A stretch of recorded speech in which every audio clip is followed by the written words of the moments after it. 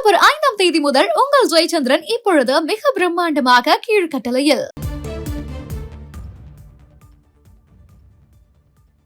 Dengue பாதிப்பு தொடர்ந்து அதிகரித்து வருவதாகவும், குறிப்பாக 3 மாவட்டங்களுக்கு இந்த டெங்கு தொடர்பாக சிவப்பு எச்சரிக்கையும் விடுக்கப்பட்டிருக்கிறது. சுகாதாரத்துறை இந்த தகவலை வெளியிட்டிருக்கிறது. விவரங்களோடு இணைந்திருக்கிறார் செய்தியாளர் தாய்மானவன். வணக்கம். எந்தெந்த மாவட்டங்களுக்கு இந்த சிவப்பு எச்சரிக்கை விடுக்கப்பட்டிருக்கு? எவ்வளவு பேர் வரைக்கும் பாதிக்கப்பட்டிருக்காங்க? சுகாதாரத்துறை தரப்பிலிருந்து என்ன எச்சரிக்கை விடுக்கப்பட்டிருக்கு? நிலவரம் என்ன? தமிழகத்துல கடந்த சில வாரங்களாக பரவலாக பல்வேறு மாவட்டங்கள்ல மழை பெய்து வரக்கூடிய சூழல்ல கடந்த சில வாரங்களாக டெங்கு பாதிப்பும் அதிகரித்திருப்பதாக தெரிய வந்திருக்கிறது. கடந்த 3 வாரங்களாக சென்னை, திருவள்ளூர் மற்றும் கோவை ஆகிய 3 மாவட்டத்திலும் டெங்கு பாதிப்பு அதிகரித்திருப்பது தெரிய வந்திருக்கிறது. சென்னையில இந்த வருடத்தில் மட்டும் பார்த்தோம் என்றால் 12,264 பேருக்கு மாதிரிகள் எடுக்கப்பட்ட நிலையில 3,665 பேருக்கு டெங்கு பாதிப்பு இருப்பது என்பது உறுதி செய்யப்பட்டிருக்கிறது. இதேபோல் திருவள்ளூர் மாவட்டத்தை பொறுத்தமட்டில் இந்த வருடத்துல 9,367 பேருக்கு மாதிரிகள் எடுக்கப்பட்ட நிலையில 1,171 பேருக்கும், கோவை மாவட்டத்துல 7,998 நபர்களுக்கு எடுக்கப்பட்ட மாதிரிகள்ல 1,278 நபர்களுக்கு டெங்கு பாதிப்பு இருப்பது என்பது உறுதி செய்யப்பட்டிருக்கிறது.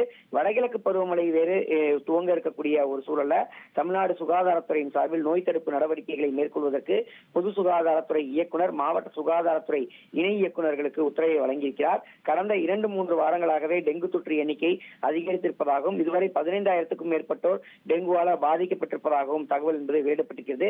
தொடர்ந்து சென்னை, திருவள்ளூர், கோவை ஆகிய 3 மாவட்டங்களுக்கு அந்த சிவப்பு நிற எச்சரிக்கையும் விடுக்கப்பட்டிருக்கக்கூடிய நிலையில அந்தந்த மாவட்ட சுகாதாரத்துறை இணை இயக்குநர்கள் கொசு உற்பத்தியாகக்கூடிய இடங்கள்ல நகராட்சி நிர்வாகத்துறையோடு இணைந்து ஆய்வு மேற்கொண்டு நடவடிக்கைகள் மேற்கொள்ள வேண்டும் எனவும், மாவட்டத்தில் டெங்கு தொற்று ஏற்பட்டால் உடனடியாக சிகிச்சை வழங்குவதற்கான நடவடிக்கைகளை மேற்கொள்ள வேண்டும் என ஒரு உத்தரவையும் வழங்கியிருக்கிறார்.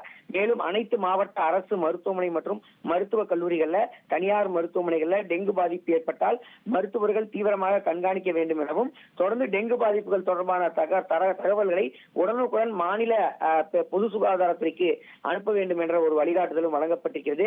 நீர்நிலையங்களாக இருக்கக்கூடிய குட்டைகள், ஓடைகள், ஆறுகள் உள்ளிட்ட இடங்கள்ல பொதுமக்கள் செல்ல வேண்டாம் எனவும், வீட்டில் அருகே நீர் தேங்காதவாறு பொதுமக்கள் அனைத்து முன்னெச்சரிக்கை நடவடிக்கையோடு இருக்க வேண்டும் எனவும் உத்தரவுகள் என்பது வழங்கப்பட்டிருக்கிறது. மேலும் இந்த ஆண்டு உயிரிழப்புகளை தவிர்க்க பொது சுகாதாரத்துறை அதிகாரிகளோடு நகராட்சித்துறை நிர்வாகத்தோடு இணைத்து அனைத்து முன்னெச்சரிக்கை நடவடிக்கையும் மேற்கொள்ளப்பட்டு வருவதாகவும், டெங்கு கொசு புழு உற்பத்தியை தடுப்பதற்கு நகராட்சி நிர்வாகத்துறை ஊழியர்கள் தொடர்ந்து பணியாற்ற வேண்டும் எனவும் வழிகாட்டுதல் என்பது வழங்கப்பட்டிருக்கிறது. கடந்த ஜனவரி மாதம் முதல் கடந்த அக்டோபர் 3ஆம் தேதி வரைக்கும் பார்த்தோம் என்றால் இதுவரைக்கும் தமிழகத்தில் 15,796 பேருக்கு டெங்கு பாதிப்பு ஏற்பட்டிருக்கக்கூடிய நிலையில் 8 பேர் உயிரிழந்திருப்பதாக பொது சுகாதாரத்துறை தகவல் வெளியிட்டிருக்கிறது. மேலும் வடகிழக்கு பருவமழை தீவிரமடையக்கூடிய ஒரு சூழல்ல தொடர்ந்து டெங்கு பாதிப்பை கட்டுப்படுத்துவதற்கு தேவையான அனைத்து வழிகாட்டுதல்களும் பொது சுகாதாரத்துறையின் சார்பில் சம்பந்தப்பட்ட மாவட்ட சுகாதாரத்துறை அதிகாரிகளுக்கும் வழங்கப்பட்டிருக்கிறது.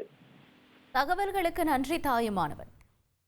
அக்டோபர் 5ஆம் தேதி முதல் உங்கள் ஜெயச்சந்திரன் இப்பொழுது மிக பிரம்மாண்டமாக கீழ்கட்டளையில்.